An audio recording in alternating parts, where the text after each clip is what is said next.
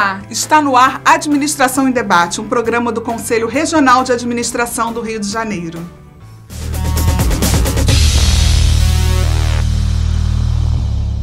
Estudantes e profissionais de Petrópolis acompanharão no programa desta semana matérias exclusivas sobre a administração do Estado. Hoje, o presidente do CRA-RJ, administrador Wagner Siqueira, explica os problemas enfrentados pela educação. O caso de sucesso é da ONG da administradora Cláudia Martins, que ensina reciclagem de tecido para mulheres em situação de risco. Narciso Guedes explica como acabar com a discriminação no mercado de trabalho. Já os administradores Daniel Riedel e Jorge Bezerra falam sobre o livro Gestão da Informação, Inovação e Gestão Competitiva. Confira. Segundo o presidente do CRA-RJ, administrador Wagner Siqueira, os problemas do ensino da administração passam pela questão da falta de uma boa gerência nas instituições e explica como a pedagogia da planilha tomou conta das faculdades brasileiras.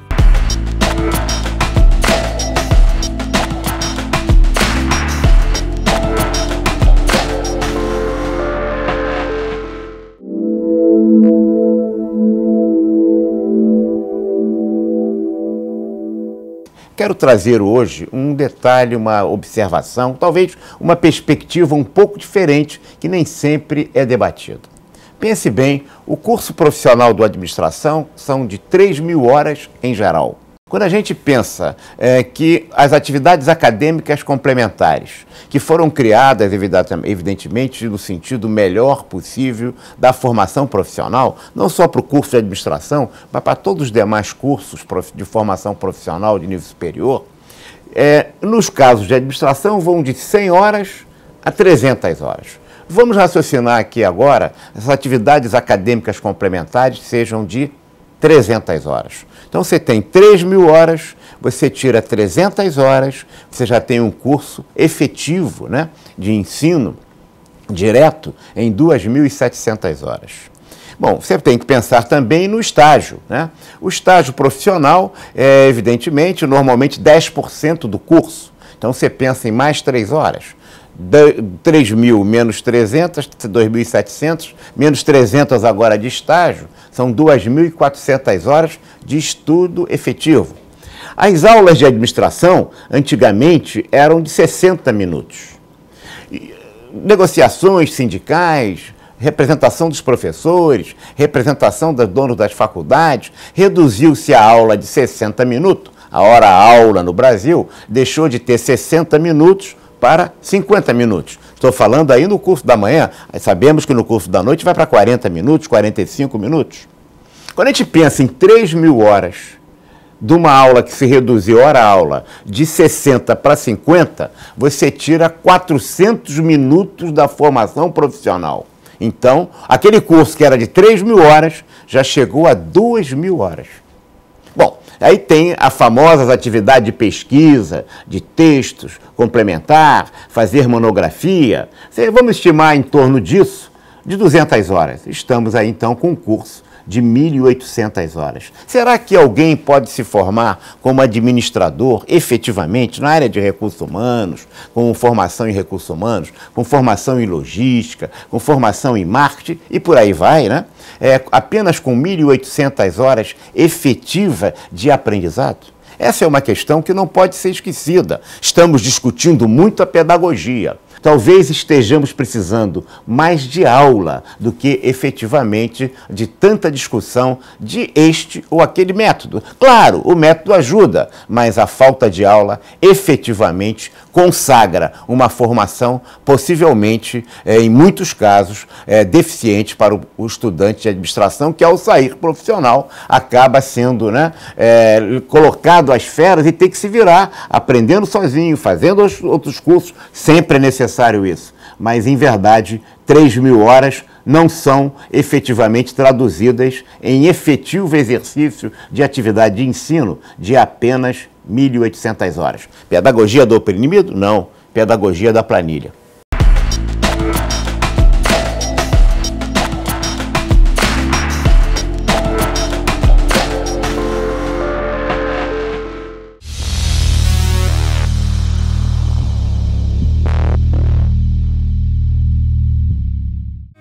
Você já conhece a Casa do Administrador? Registros profissionais, segunda via de carteira e espaço para cursos e palestras. Venha nos visitar. Nós estamos na Rua do Imperador, número 288, Sala 1012, Centro.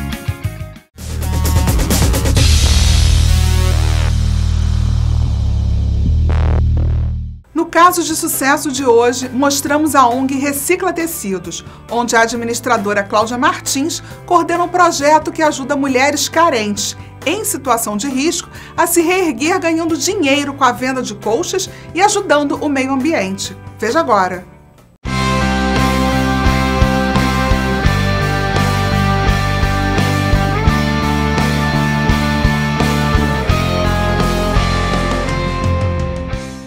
Em janeiro de 2011, após as chuvas que assolaram a região serrana do Rio, nascia a ONG Recicla Tecido, sob a gestão da administradora Cláudia Martins, que viu naquele momento a oportunidade de juntar pessoas com necessidades, reciclar e fazer com que o produto desta união seja vendável futuramente.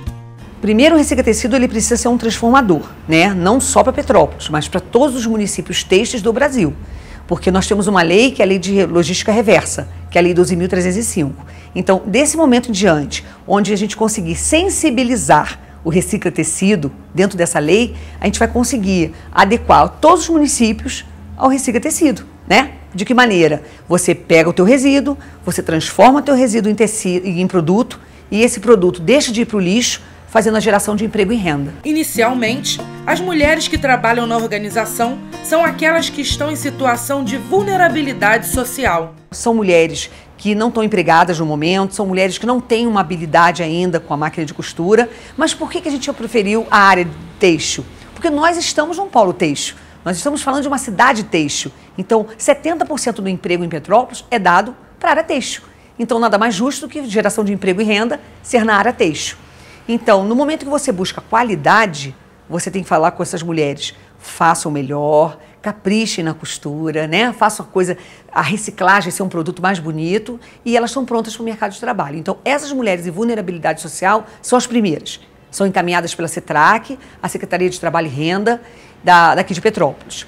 Como a gente começou a ter uma divulgação de boca em boca, né? As mulheres daqui já estavam muito ansiosas de querer aprender alguma coisa, muitas donas de casa, às vezes com uma depressão, às vezes com um problema familiar, às vezes mulheres que estavam sofrendo uma violência doméstica, também tiveram interesse de vir para o projeto. Então, em torno de, em um ano, passaram por aqui 120 mulheres. Então, essas mulheres não são mais as mesmas. São mulheres que hoje acreditam em si, são mulheres que já estão praticamente se inserindo no mercado de trabalho. De acordo com a administradora, o trabalho da ONG Recicla Tecido produz um ciclo que abrange a educação ambiental e a cidadania, além de capacitação e renda. Então, quer dizer, se você imaginar, as pessoas não entram aqui e saem do mesmo jeito. Elas entram ainda como uma pedra bruta e saem como um diamante. É assim que eu vejo as mulheres. Para Cláudia Martins, a formação e o conhecimento de todo o processo da ciência da administração fez muita diferença na hora de planejar e executar um projeto desse porte. O administrador é aquele que pensa, raciocina de maneira prática, de maneira objetiva. O administrador ele precisa saber quais são as leis, ele precisa saber como proceder para abrir uma ONG, ele precisa saber como lidar com o seu funcionário, como ter a diferença do que é ser um voluntário, do que é ser um empregado. O administrador ele tem todo um conhecimento generalizado de tudo um pouco. O administrador sabe um pouco do direito, sabe um pouco da matemática, sabe um pouco da psicologia. A gente acaba, de certa forma, conseguindo, dentro de um projeto como esse, né, respirar a administração de uma maneira muito positiva. Dando continuidade à ONG, Cláudia percebeu que poderia unir a área social e empresarial de uma forma boa para todos, sempre tendo os fundamentos da administração e muita paixão pela profissão para nortear esse cruzamento. Não adianta você ser um administrador sem amar. O que você ama? Você ama que área? Então, eu amo a área social com a área empresarial. Então, eu pego o empresário de um polo têxtil, junto com uma pessoa que não está capacitada, preparo essa pessoa para ele. Então, o que eu estou fazendo? Eu estou transformando um polo têxtil, administrativamente, numa coisa melhor. Eu deixo de deixar pessoas ociosas, Então, eu ajudo, de certa forma, também a área social. Então, se você imaginar, a administração é um curso que você hoje pode ser um diretor, um gerente, um supervisor, você pode ser um coordenador, você hoje pode ter uma ONG, você pode ter uma empresa. O administrador tem esse poder de transformar. Então, acho que ser administrador é uma coisa maravilhosa. Eu sou apaixonada pelo que eu faço. Depois de 2 anos, o sucesso da organização é tão grande que a expansão acabou sendo o destino natural do projeto. Eu já entrei em contato com algumas empresas grandes e eu já percebi a sensibilidade, tá? Eu já tenho São Paulo me procurando, Paraná me procurando e a Firjan já teve uma reunião comigo que quer que a gente converse com os empresários. Isso mostra o quanto é sensível essa área. Então, nós precisamos, administrativamente, conscientizar os empresários, como eu falei desde o início da entrevista, a nível de Brasil. Porque nós temos uma Apucarana no Paraná com problema, nós temos Araucária, que tem tecido, nós temos Itajaí, no Santa Catarina, Brusque, nós temos vários municípios com um TAC para ser resolvido. Eu tenho assim, não fiz ainda um contato ainda expressivo com Três Rios, totalmente, mas já está alinhavando a nossa conversa. Eles têm um termo de acordo de conduta com os catadores. Então, por que não levar o Recicla Tecido para capacitar esses catadores? Por que não dar uma oportunidade de vida para eles melhor? O Recicla Tecido transforma vidas. Tanto que o slogan é reciclando tecidos, refazendo vidas. Então, você ajuda o planeta, você ajuda o meio ambiente, você capacita o empresário, que é o grande gerador de resíduo, você ajuda a transformar a vida daquela pessoa que não teve oportunidade na vida, que vai ser o grande parceiro do empresário. O empresário precisa daquele catador. A lei diz isso. A gente tem que investir no catador. Então, você pensa bem, é uma transformação enorme. Nós podemos ser aqui em Petrópolis um modelo, um projeto piloto, tá? De logística reversa têxtil e levar esse exemplo para todos os lugares do país. Com conhecimento, com palestras, com consultorias, com a didática mesmo, com a coisa de maneira até muito lúdica mesmo. Eu acho que a administração fez com que o Recicla Tecido hoje tivesse esse gancho empresarial. Talvez se eu não tivesse estudado administração, eu não tivesse essa visão empresarial que eu acabei tendo, né? Quando uma aluna minha faz uma peça, né, que ela termina um material, uma colcha, uma manta ou um artesanato, a gente tem noção de preço, porque tem noção do tempo. Isso eu aprendi na faculdade. Tem noção de quanto custou aquele material. Apesar que o material que elas usam aqui é todo doado, todo. Elas não gastam R$1 com nada e tudo que fazem é delas, mas elas estão gerando renda para elas. Então a gente tem noção de quanto custa aquilo ali, sabe? É uma grande transformação. Para conhecer mais sobre a ONG e o trabalho desenvolvido pela administradora Cláudia Martins, acesse o site www.reciclatecido.com.br.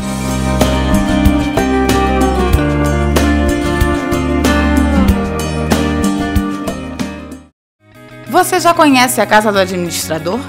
Registros profissionais, segunda via de carteira e espaço para cursos e palestras. Venha nos visitar. Nós estamos na Rua do Imperador, número 288, sala 1012, Centro.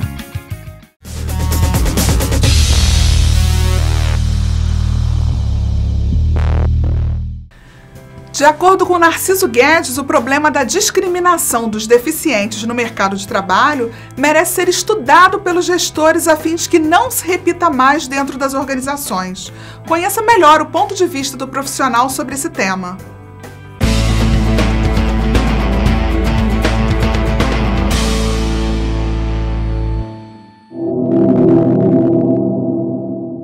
Então a gente precisa conhecer os documentos, a gente precisa aprender mais, porque senão você vai ficar falando bobagens e repassando essas bobagens para as outras pessoas, porque você não conhece. O que vai acontecer? Vai todo mundo fazer errado.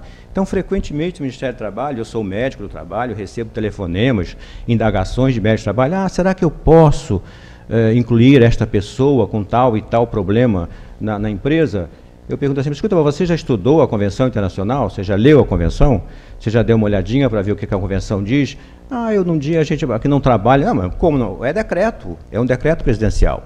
Então você tem que conhecer a Convenção, explorar a Convenção, ver quais são as possibilidades para você poder dizer se você pode ou não incluir.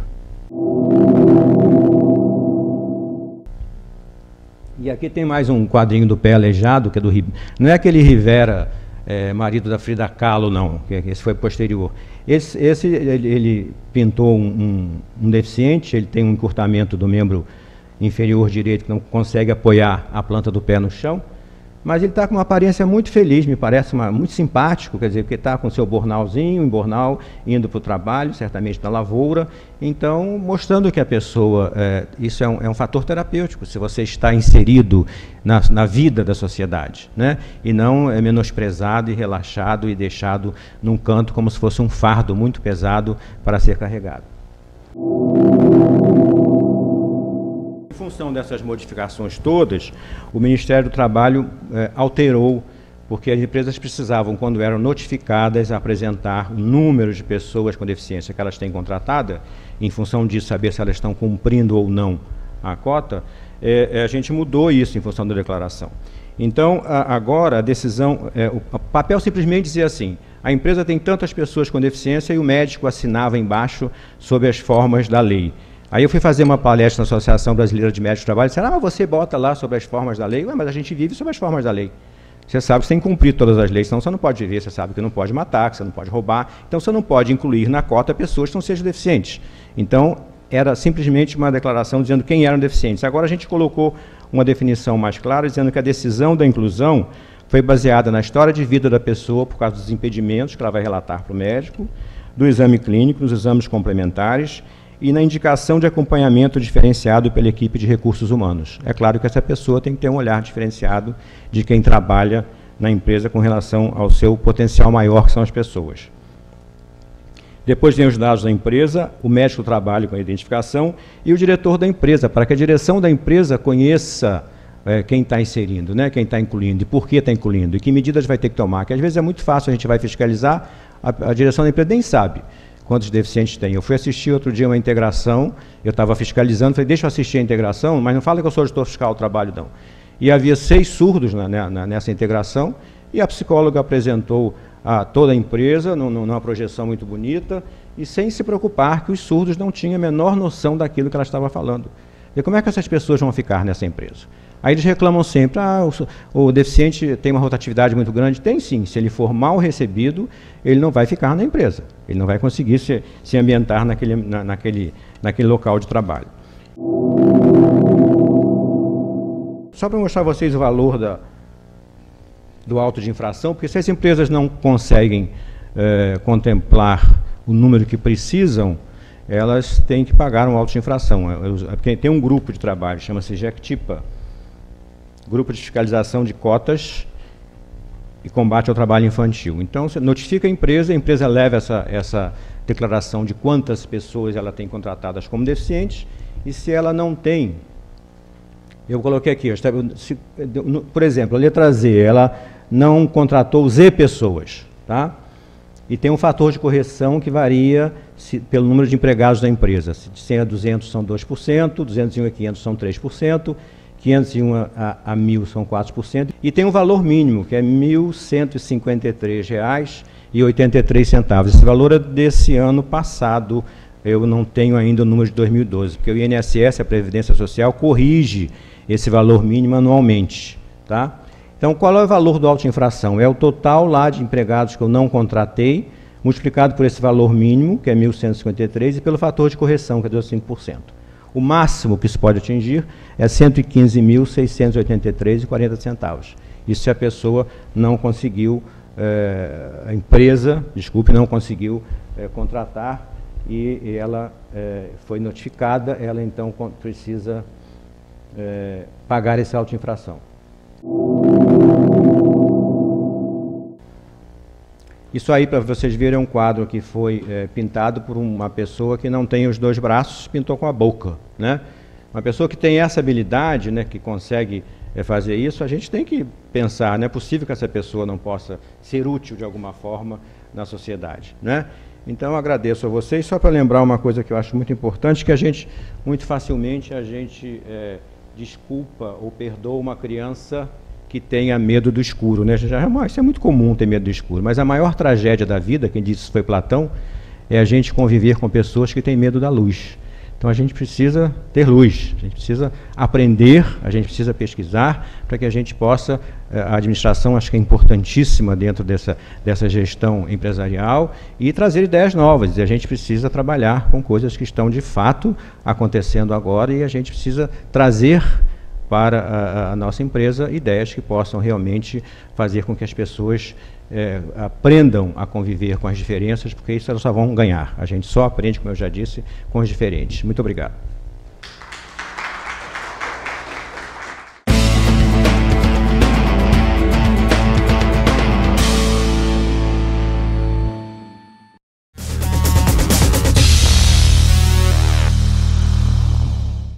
Você já conhece a Casa do Administrador? Registros profissionais, segunda via de carteira e espaço para cursos e palestras. Venha nos visitar. Nós estamos na Rua do Imperador, número 288, sala 1012, Centro.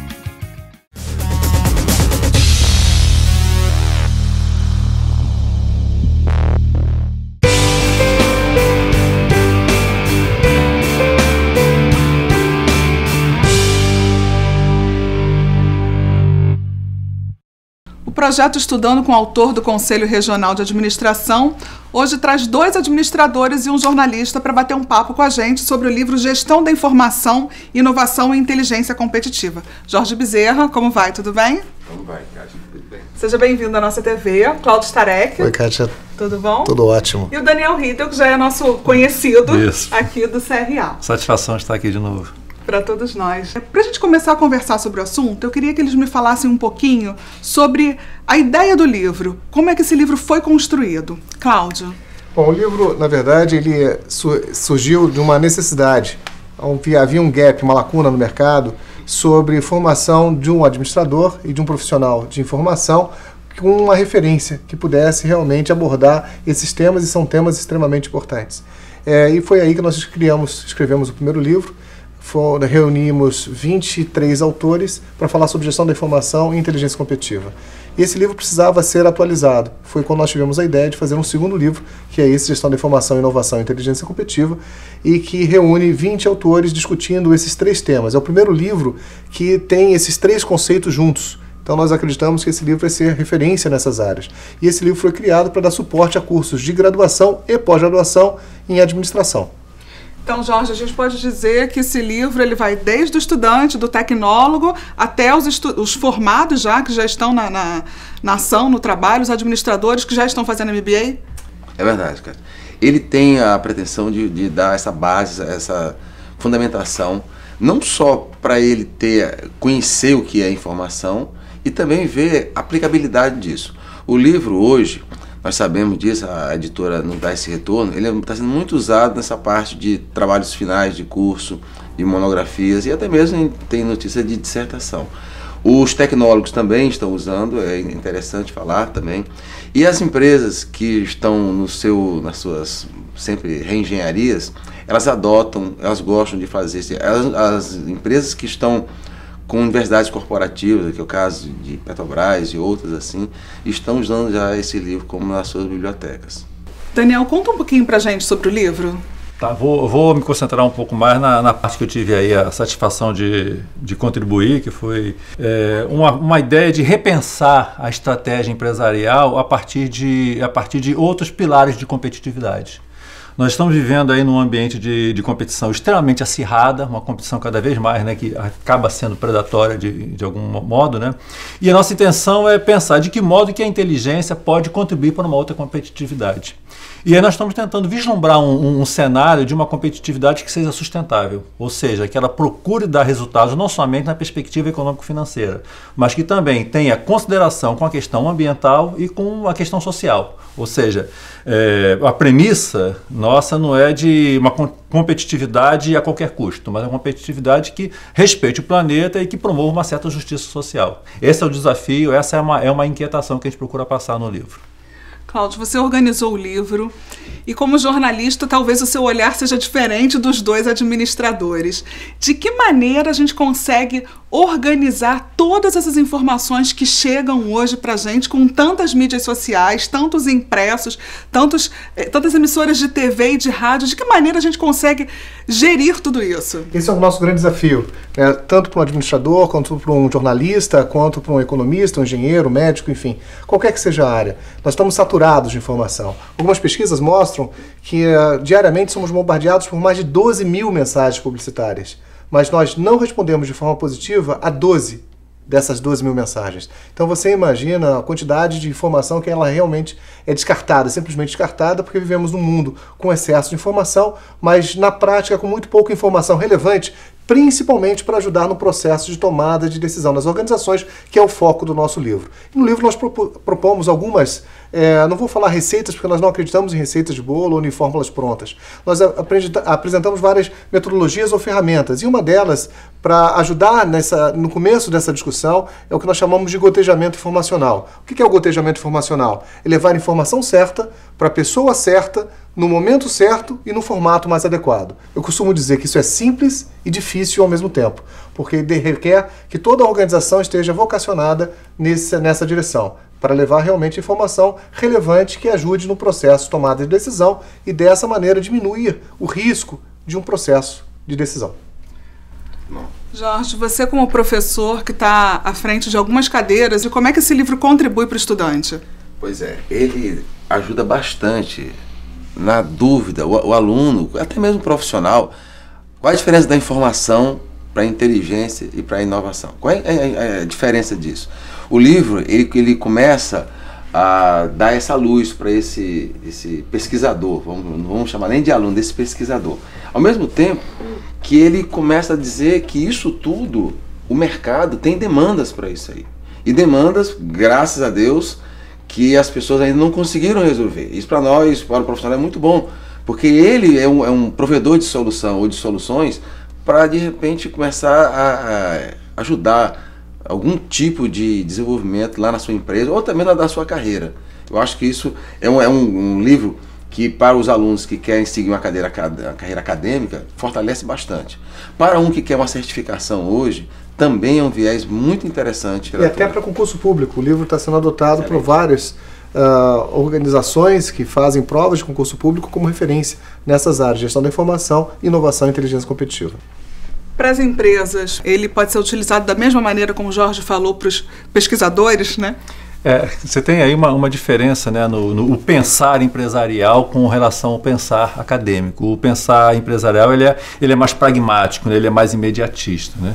Mas a contribuição que nós vemos que ele possa ter, né, num livro desse é ajudar ele a pensar a inteligência competitiva para outros tipos de negócios. Ou seja, que tipo de... E esse o desafio, na questão interessante, né, motivadora da inteligência, é você ir além daquilo que está dado, aquilo que está colocado. O que é portador de futuro? Quais são os sinais fracos que quase ninguém está percebendo e que você pode perceber? Então ajuda você a olhar adiante. Então ele gera esse tipo de, sabe, de incômodo, de perceber que não necessariamente o modo como eu faço os meus negócios, vai ser o modo que eu vou fazer meu negócio lá para frente. Então, o que é esse olhar adiante? Então, quem está dentro da empresa, ele pode usar a inteligência exatamente para fazer diferente, fazer aquilo que não é feito. E aí identificar novas formas de fazer negócio. Bom, isso foi apenas uma palhinha do livro, dos dois autores e do organizador, que pode ser encontrado nas melhores livrarias da cidade, e a palestra que os três realizaram aqui no Conselho Regional de Administração, aqui na sede, na Tijuca, você pode assistir ela na íntegra no nosso site www.cra-rj.org.br. Muito obrigada, Jorge, Cláudio, Daniel, e até uma próxima oportunidade. O Estudando com o Autor fica por aqui.